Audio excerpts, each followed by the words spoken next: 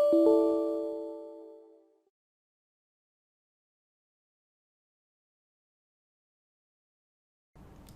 guys, how you doing? Welcome to your Thursday lighting critique. I know I said I was going to do a written critique today, and I apologize for not being able to go live, but I had some stuff come up this morning that I needed to take care of. So we had a handful of videos to go through today, so I wanted to make sure, I thought it'd be easier basically to do a video critique than to write it all out. So let me go through each one of these individually, then we've got some still images to go through.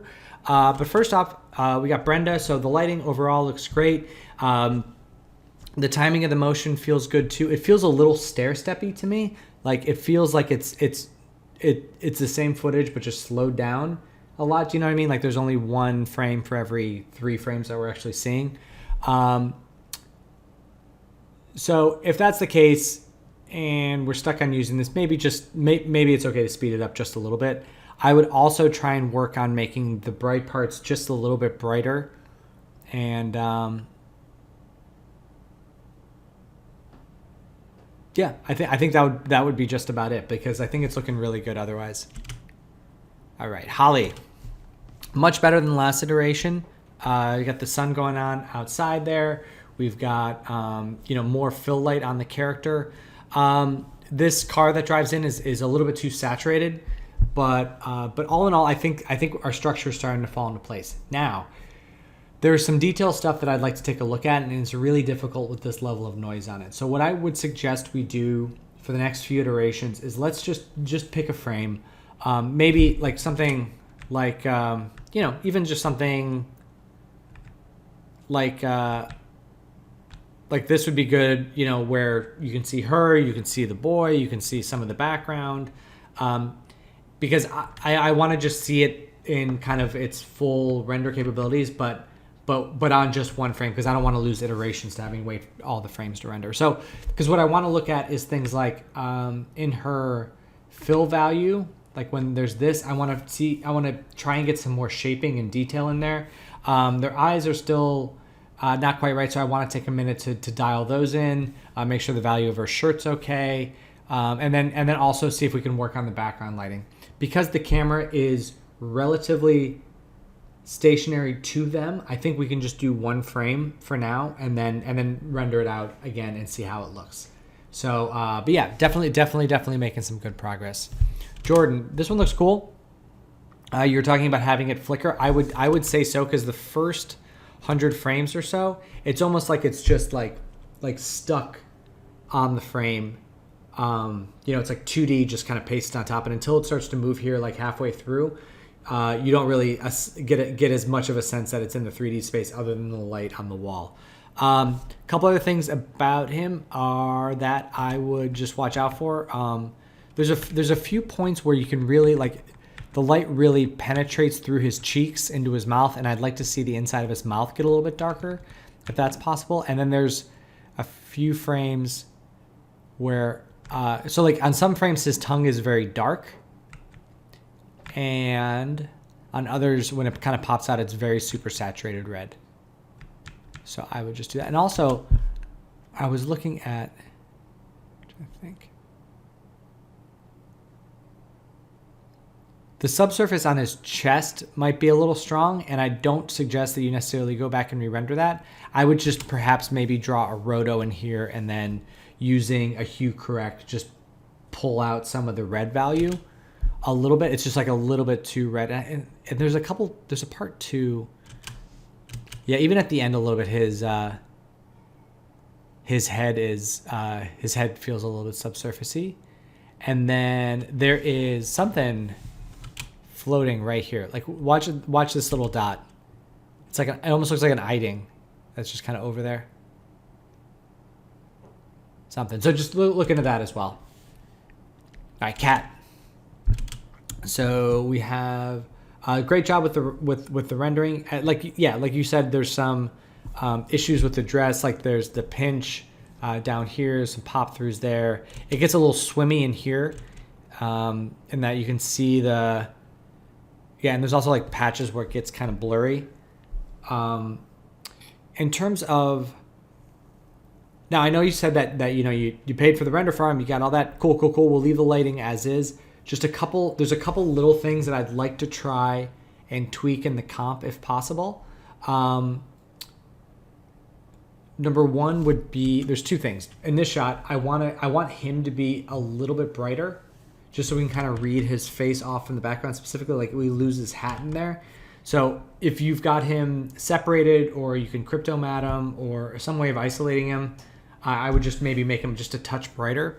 And then for the background up here, it's just that we're seeing like this detail is a little bit too, like the bump is a little too strong. And so I would just kind of make that a little blurry or a little out of focus back there. And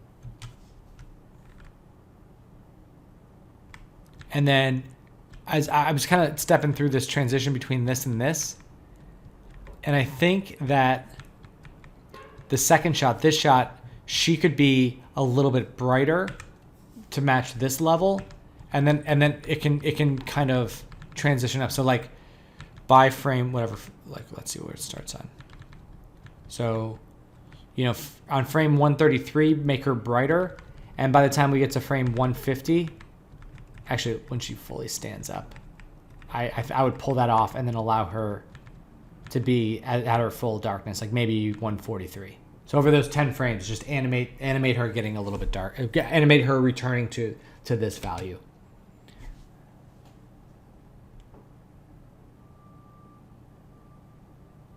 Yeah, and then maybe in the comp too, let's see it. Just putting a little glow over here, just to show the light shining, so that we as the audience know where the light source is. Hi, Keven. This is good. Flower went a little nutty. Watch a flower down here. It's like a bird trying to take off. I guess that's because it's every fourth frame or something. Although no, it seems pretty aggressive for how fast it's moving. The only thing about the lighting is at the end here, you've got good shaping on her. I do think that the light can be pushed back behind her just a little bit more, so that it's a little bit more of a rim and a little less here in the middle. I would almost do it as that, again, the key and key fill. So light coming in this way, hitting the edge of her. That's the main key light. And then the light that you have here, I would just soften a little bit because we have some pretty hard shadows there. And then take the intensity down about a third of what it is now. And then with that rim light, make that about the same intensity as this light, if that makes sense. So the step-by-step would basically be take the light that you have now and duplicate it.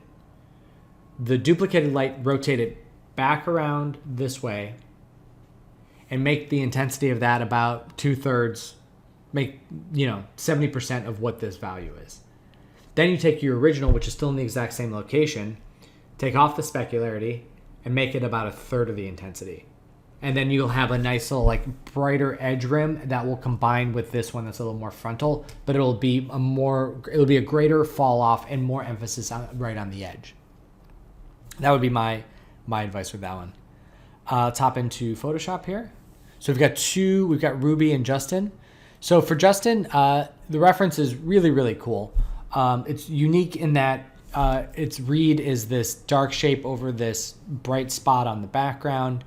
The colors are really pretty. The shadow values are really soft. As we're looking at this first one, I think the few main points to focus in on are getting that outside brighter. Like if you look at the reference, like if you look at the black point out here, it's pretty lifted, even though the inside is pretty dark.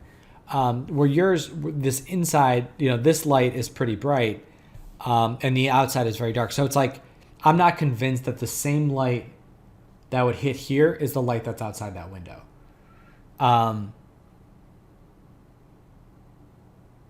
Also, the amount of, and this is what we talk about a lot, the amount of exposure to see into these, get this level of detail in these shadows and kind of see back in this room. For the exposure of the camera to be that open, the outside, the amount of sunlight that's hitting the outside would really just kind of go through the roof. So you really want that to be brighter. So that's one. Step two is the shadows right now are pretty neutral. Like they just are getting darker. And one of the things about this is they have a lot of, although there's kind of like a cool haze over top of this, there is a lot of warmth in the shadows. So I'm wondering if for your bounce lights and for your secondary lights, if we could infuse a little bit more warmth, maybe even just some ambient fill or ambient warmth bouncing around the room would really help fill in those shadow areas. And then the third, and this is your call, but it's just that the focus is different than this. Like this is all about bringing in these light values and getting the dark shape to step out from there. If you want, maybe you could put something like these books. I'm not going to be a stickler for that. If you just want to look at that reference for color and light reference, then that's totally fine. But if you're looking at it from a more compositional standpoint, I would say that we need to find a way of getting a darker object in the center. Okay, so those were the biggest ones. Some minor things is like this lamp can pick up some of the more warm reflections. It's feeling pretty cool. Some of these posters, like this one in particular, is a little bit bright. I would push it down to like that level. The door seems to be penetrating the ground here. Like it seems fine here, but then as it gets out here, so just double check that it's not in the ground there. And yeah, I would say that's the biggest. It's the biggest bits for now. I would darken some like this stuff here in the corner because that's got some specular highlight on it. I'm not quite sure what's causing that, but I would just kind of tone that down and allow that to be like the vignette in the scene. Okay, cool. Let's hop over into Rubi's. So this is a here's the reference. You're matching the reference really well. I know that you said you're going to add in the stuff on the window. That'll make a big difference. The dew and the moisture. So since we're not seeing much of the character's face here, like this level of brightness makes sense for this. With her face being rotated more towards the camera, I do want to bring her down a little bit. She's a little overexposed. And I do just want to, because again, like she was originally designed with like a darker skin tone, but I do want to make sure that she's not getting too overlit frontally here. Now the robot himself, a couple things. I think that I did a version where it's just like, I just brought up the hue or the saturation and the reds. And I think that would look really good because I've always felt like he does his best work when he's like kind of a fire engine-y red type color. And then,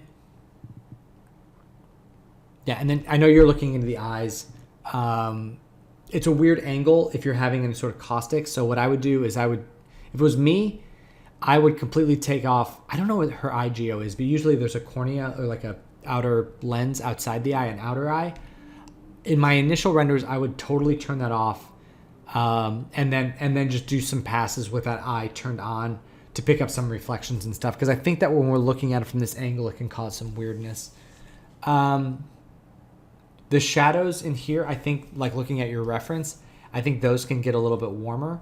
I think one of the nice things about this is the amount of red bleed bounce into that area, and I think that we can do the same thing here with having maybe just increasing the saturation a little bit overall on these curtains and then allowing that to be like the light passing through this and pushing some of those warmer values in there. Just take that off her face. So a little less light on her frontal, on her face, eyes, making sure that her leg skin is matching her face skin. You don't want this to get too subsurfacey. And yeah, more saturation on the character. Watch out for, actually, I think it's okay. There's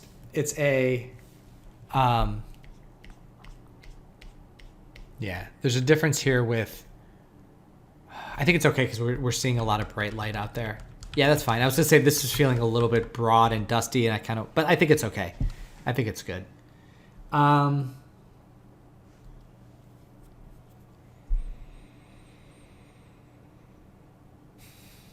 Yeah, I think that's pretty much it. I mean, eventually we will want some, probably some darker values in this, just to make, allow that to be like a vignetted thing. Oh, and the eye, that's what I was going to say. So his eye, we really need to figure out a way to make him feel like he's reading the book here. And it's like, I think it's a matter of taking his pupil and shifting it down here. Because that will, let's do a super janky mock-up of that.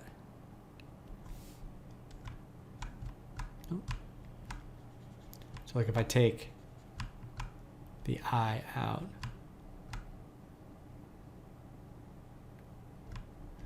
in my very professional artist way,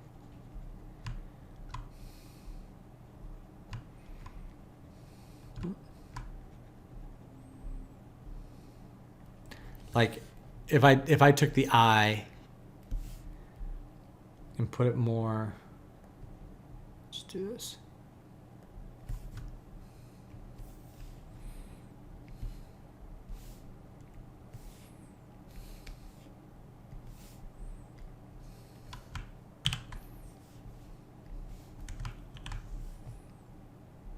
Really?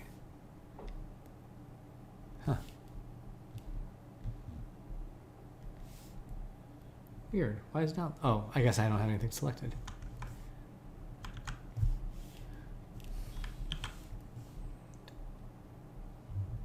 So if I took the eye and positioned it more like down here, and then kind of blurred it just a little bit.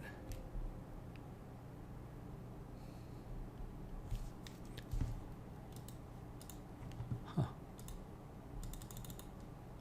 Why is it not letting me do simple things? Weird. There we go.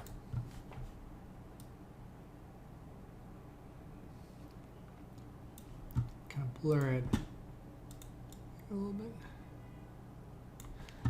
So like this, instead of that, I think would make a big difference to how we read this character. Maybe, make the eye a little bit bigger, but I think having him look down at the book is a really nice gaze point for him.